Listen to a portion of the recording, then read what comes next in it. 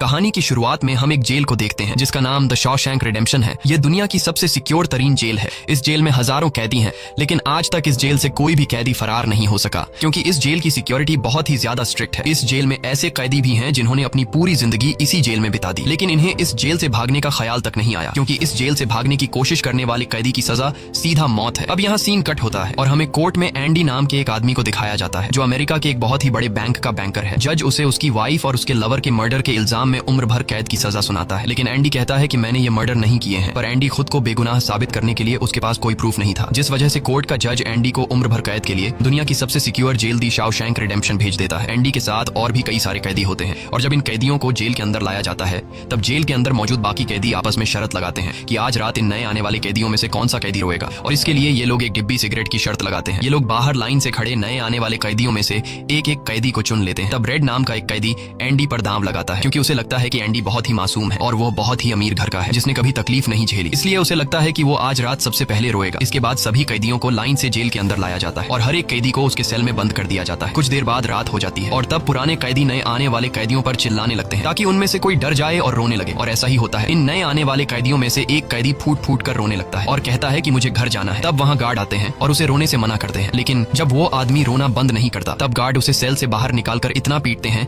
कि वह बेहोश हो जाता है। दूसरी तरफ रेड एंडी पर लगाया हुआ दांव हार जाता है और रेड समझ जाता है कि एंडी बहुत ही स्ट्रांग है क्योंकि इतना डराने के बावजूद उसने एक आवाज तक नहीं की। इसलिए अगले दिन रेड अपने साथी को सिगरेट का एक डिब्बा दे देता है क्योंकि रेड एंडी पर लगाया हुआ दांव हार चुका था। तभी हम एंडी को देखते हैं जो अकेला चुपचाप ब्रेकफास्ट कर रहा होता है। तब एंडी की मुलाकात जेल के सबसे पुराने कैदी ब्रुक्स से होती है। ब्रुक्स को यहाँ इस जेल में लगभग 50 साल पूरे होने वाले हैं। एंडी समझदारी से ब्रुक्स से इस जेल के सभी छोटे बड़े रूल्स और हर एक कैदी के बारे में जानने की कोशिश करता है। तब ब्रुक्स एंडी को जेल का हर एक सीक्रेट बता देता है और वो एंडी से कहता है कि अगर तुम्हें जेल के बाहर से कुछ मंगवाना हो तो रेड नाम के कैदी के पास जाना। ये सुनते ही एंडी भी इंतजार नहीं करता और वह सीधा रेड के पास पहुंच जाता है और रेड से कहता है कि मैंने सुना है तुम बाहर से किसी भी चीज को अंदर मंगवा सकते हो। तब रेड कहता है हाँ मैं मंगवा सकता हूँ, लेकिन ऐसी चीज जो यहाँ से भागने या फिर किसी को मारने में काम ना आती हो। एंडी रेड से कहता है कि मुझे हैमर यानी एक हथौड़ा चाहिए। हथौड़े का नाम सुनते ही रेड कहता है कि तुम्हें हथौड़ा ही क्यों चाहिए, क्या तुम हथौड़े से किसी को मारने वाले तो नहीं हो? तब एंडी कहता है नहीं, मैं किसी को मारने वाला नहीं हूँ, मेरा यहाँ कोई भी दुश्मन नहीं है। ये सुनकर रेड कहता है कि तुम्हारा यहाँ दुश्मन तो नहीं है, लेकिन जल्द ही कुछ लोग तुम्हारे दुश्मन बनने वाले हैं। वो कुछ लोगों की तरफ इशारा करके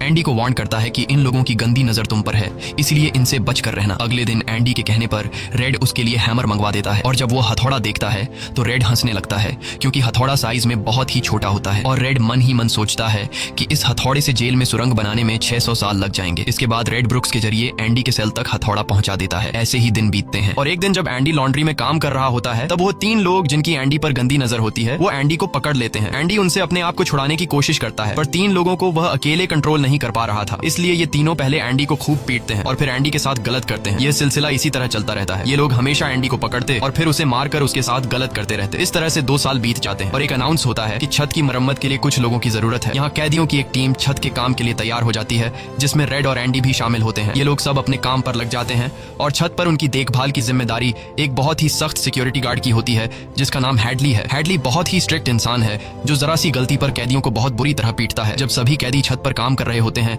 तब हैडली थोड़ा परेशान होता है और अपने साथियों से कहता है कि मेरे भाई की हाल ही में मौत हुई है जिसके अकाउंट में $30,000 पड़े हैं। अब मेरे भाई का मेरे अलावा इस दुनिया में और कोई नहीं है, इसलिए उसके पैसे पर मेरा हक बनता है। लेकिन परेशानी की बात यह है कि जब मैं इन $30,000 को अपने अकाउंट में ट्रांसफर करूंगा तब सरकार मुझसे टैक्स के रूप में सारे पैसे ले लेगी। हैडली जब अपने साथियों से यह बातें कर रहा था तब एंडी भी इसकी सारी बातें सुन लेता है। एंडी जो कि एक बहुत बड़ा बैंकर है उसे पता था कि इन पैसों को बिना गवर्नमेंट को टैक्स दिए कैसे निकाला जा सकता है। इसके बाद एंडी बिना सोचे हैडली के पास जाता है और उससे कहता है कि क्या तुम अपनी बीवी पर भरोसा करते हो? ये बात सुनते ही हैडली को गुस्सा आ जाता है और वह एंडी को पकड़कर छत के किनारे ले जाता है, लेकिन उसे नीचे फेंकने से पहले एंडी उसे बताता है अगर तुम अपनी बीवी पर भरोसा करते हो कि वह तुम्हें धोखा नहीं देगी तो तुम आसानी से अपने भाई के पैसे अपनी वाइफ के अकाउंट में ट्रांसफर कर सकते हो, वह भी बिना टैक्स दिए, क्योंकि गवर्नमेंट का एक रूल है कि कोई भी इंसान अपनी पत्नी को पूरे जीवन में $60,000 तक गिफ्ट कर सकता है और इन पैसों पर कोई टैक्स नहीं लगता। और एंडी ये भी कहता है कि अगर तुम बाहर से किसी लॉयर को रखोगे तो वह तुमसे बहुत ज्यादा पैसे चार्ज करेगा, लेकिन मैं ये काम तुम्हारे लिए फ्री में कर सकता हूँ। तब हैडली पूछता है बदले में तुम्हें क्या चाहिए? इस पर एंडी मुस्कुराते हुए कहता है मुझे कुछ नहीं चाहिए, जब तुम्हारा काम हो जाए तुम बस मेरे सारे दोस्तों को बियर पिला देना। और अगले दिन सभी कैदी छत पर बैठकर बियर का मजा ले रहे होते हैं, यानी एंडी ने हैडली का काम कर दिया था। लेकिन एंडी बियर नहीं पीता, वह एक कोने में बैठकर सभी को बियर पीते देखकर खुश होता है। एंडी के साथी भी उससे बहुत खुश होते हैं क्योंकि जेल में बियर पीना ऑलमोस्ट इम्पॉसिबल था, लेकिन एंडी की वजह से उनकी यह इच्छा पूरी हुई। फिर समय ऐसे ही बीतता है और एंडी और रेड की दोस्ती गहरी हो जाती है। कुछ दिन बाद जेल में सभी कैदियों को फिल्म दिखाई जाती है और सभी लोग रीटा हेवर्थ की फिल्म देख रहे होते हैं। तब एंडी रेड के पास आकर कहता है, मुझे रीटा हेवर्थ का एक बड़ा पोस्टर चाहिए। एंडी रेड से इसलिए पोस्टर मांगता है क्योंकि पूरे जेल में एक रेड ही था जो बाहर से किसी भी चीज को मंगवा सकता था। इसके बाद एंडी बाहर निकलता है, लेकिन जैसे ही वह बाहर आता है वहाँ वही 3 लोग खड़े होते हैं जो एंडी के साथ गलत करते थे। वह एंडी से कहते हैं, चलो हमारे साथ, लेकिन इस बार एंडी मना कर देता है। एंडी के मना करने पर वो लोग उसे पकड़ लेते हैं और उसके साथ जबरदस्ती करने की कोशिश करते हैं, लेकिन एंडी भी उनका मुकाबला करता है। पर वो लोग 3 होते हैं, जिस वजह से वो एंडी को बहुत ही बुरी तरह से पीटते हैं। पर आज ये लोग एंडी के साथ कुछ कर नहीं पाते, लेकिन एंडी को ये लोग इतना मारते हैं कि एंडी 1 महीने के लिए अस्पताल में चला जाता है और साथ ही वो आदमी जिसने एंडी को मारा होता है उसे 1 हफ्ते के लिए काल कोठरी में डाल दिया जाता है। 1 हफ्ते बाद जब वो वापस अपने सेल में आता है तो वहां पर वही ऑफिसर होता है जिसका एंडी ने $30,000 का टैक्स बचाया था। और इस ऑफिसर को किसी ने बता दिया था कि एंडी को इस आदमी ने इतना मारा है कि वो बेचारा 1 महीने के लिए अस्पताल में चला गया है। अब यहाँ वो ऑफिसर उस आदमी को इतनी बुरी तरह से मारता है कि वो हमेशा के लिए पैरालाइज हो जाता है। 1 महीने बाद जब अस्पताल से एंडी वापस अपने सेल में आता है तब उसे अपने सेल में रीटा हेवर्थ का एक बड़ा पोस्टर मिलता है जो कि असल में एक वेलकम गिफ्ट होता है रेड की तरफ से। इस तरह से दिन गुजरते हैं और एक दिन जेल का वार्डन सिक्योरिटी गार्ड के साथ एंडी के सेल में आता है और उसके सेल की तलाशी करवाता है। सेल की चेकिंग लेने के बाद जब वार्डन को कुछ नहीं मिलता तब वार्डन की नजर सामने लगे पोस्टर पर पड़ती है। वार्डन कहता है कि वैसे तो मैं सेल में पोस्टर अलाउ नहीं करता, पर तुम इसे अपने सेल में लगा सकते हो। दरअसल तलाशी तो एक बहाना होता है। वार्डन को इस ऑफिसर ने बताया था कि किस तरह से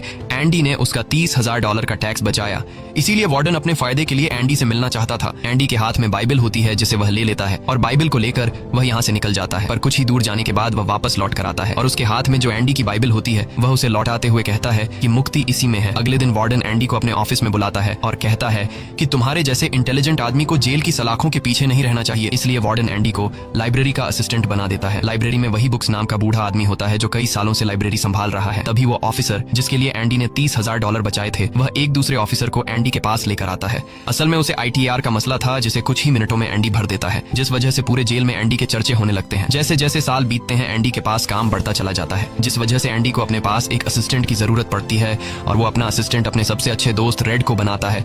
एक दिन लाइब्रेरी में ब्रुक्स एक कैदी के गले पर चाकू रख देता है और वो उसे बिना वजह मारने की धमकी देता है। असल में सरकार ने उसकी सजा माफ कर दी है, पर वो इस जेल को छोड़कर नहीं जाना चाहता। आज उसे इस जेल में पूरे 50 साल हो चुके हैं। उसकी पूरी जिंदगी इसी जेल में बीत गई है और वो बिल्कुल भूल चुका है कि बाहर की दुनिया कैसी है।